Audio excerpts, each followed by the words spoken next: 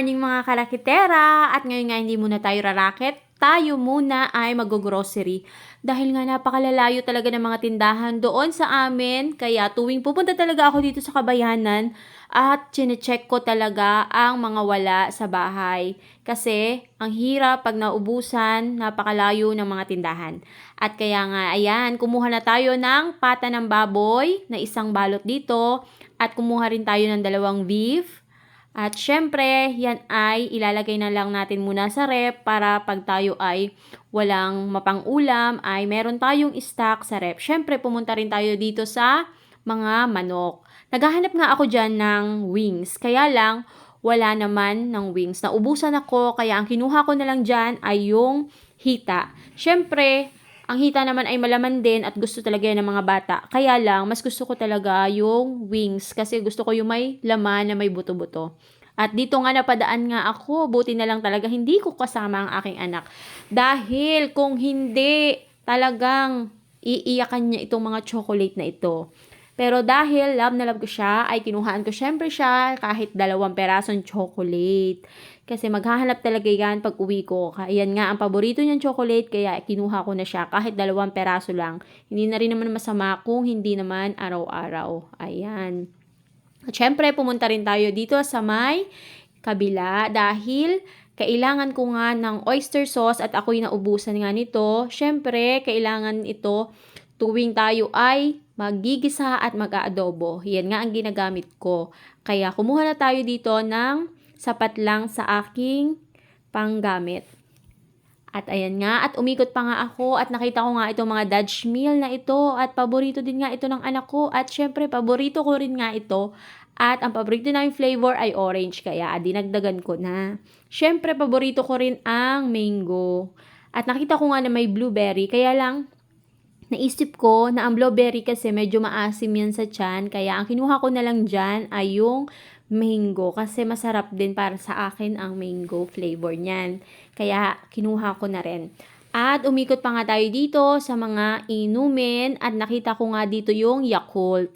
Meron naman siya pang Dutch meal at saka meron naman siyang delight sa bahay. Kaya ang kinuha ko lang ay 1 perasong Yakult. Kasi umiinom din ako nito kaya lagi ding nasa listahan ko yan. At since nga na mahilig ako sa hipon, syempre, hindi mawawala sa listahan ang butter kasi yan lagi ang gusto ko, buttered shrimp. Kaya laging may stock akong butter dahil pag magluluto ako ng hipon, dapat ready. Ayan, dito nga umikot pa ulit ako kasi meron pa akong hindi pa nabibili sa aking listahan na nakita ko nga itong pancake na tuwing umaga talaga hinahanap talaga nung anak ko. Gustong-gusto nga niya ang pancake. At kahit minsan sa merienda, humihingi nga siya niyan sa akin. Kaya ibinili ko na rin siya. At kumuha na rin ako ng Bear Brand. Ayan, yan pala yung iniinom ko. Nilalagyan kong kape. At yan, paborito ko ang lasa ng Bear Brand. At yan na rin yung pinapainom ko sa aking anak kasi malaki na rin naman siya. Kaya yan ang aming gatas. At pag ikot ko nga dito sa may kabilang side, nakita ko nga na may trash bag nga dito. Kaya kumuha na rin ako ng 1 peraso dyan. At yung medyo maliit nga lang ang kinuha ko dahil maliit lang yung mga basurahan ko doon sa bahay. Kaya yung maliit lang ang kinuha natin dyang trash bag. Ayan.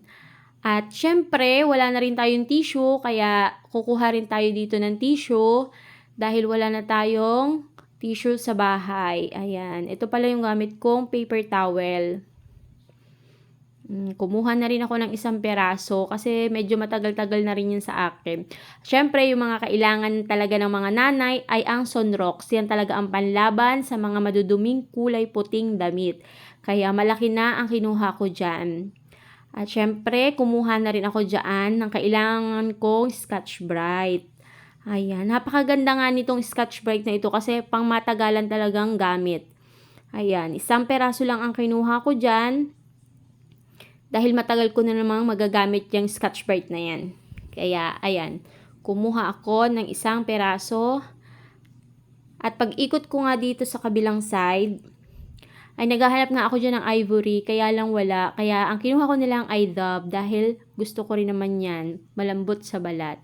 At syempre, ang paborito namin sa umaga, ang luncheon meat na pure foods. At hindi din mawawala ang pinakapaborito ko, lalo na pag wala talagang isda o karning may ulam.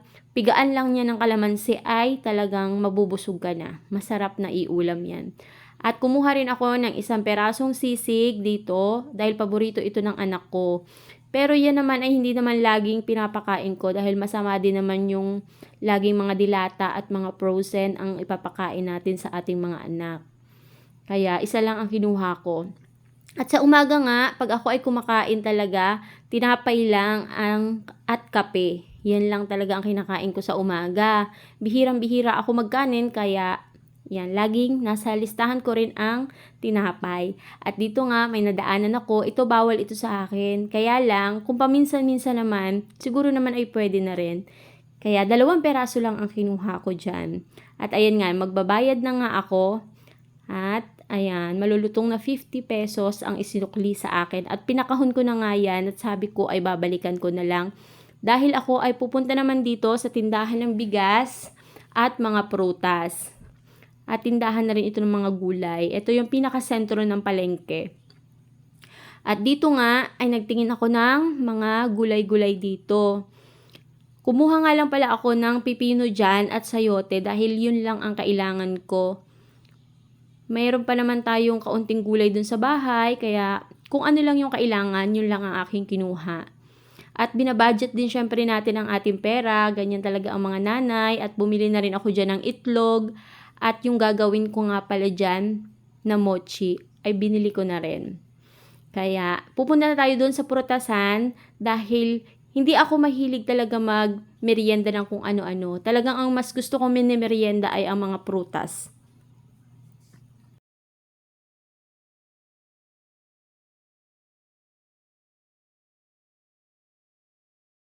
Lagas.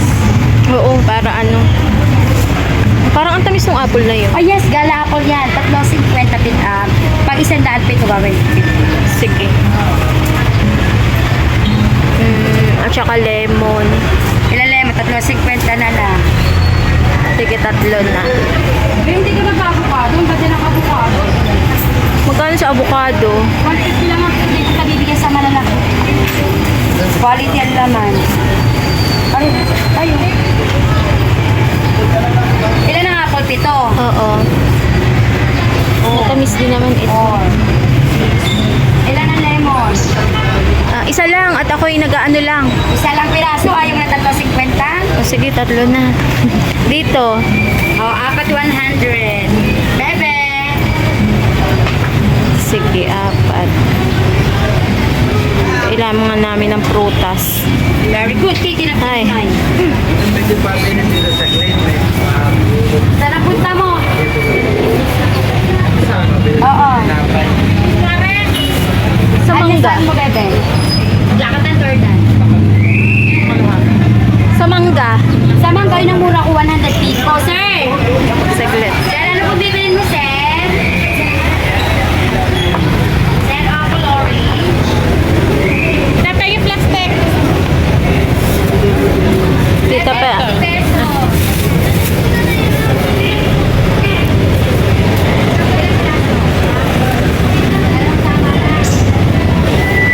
Ayan, okay na po yan. Ang kita na, no?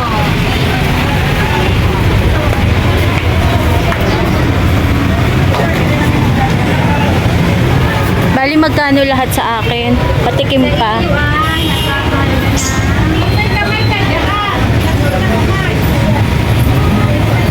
Saan ba may glutinous rice? Hindi sa likod meron. Diyan sa likod. Thank you, babe. Lahat na ba itong mangga mo? 120 na lang. At saka ano ba, be? Yan lang.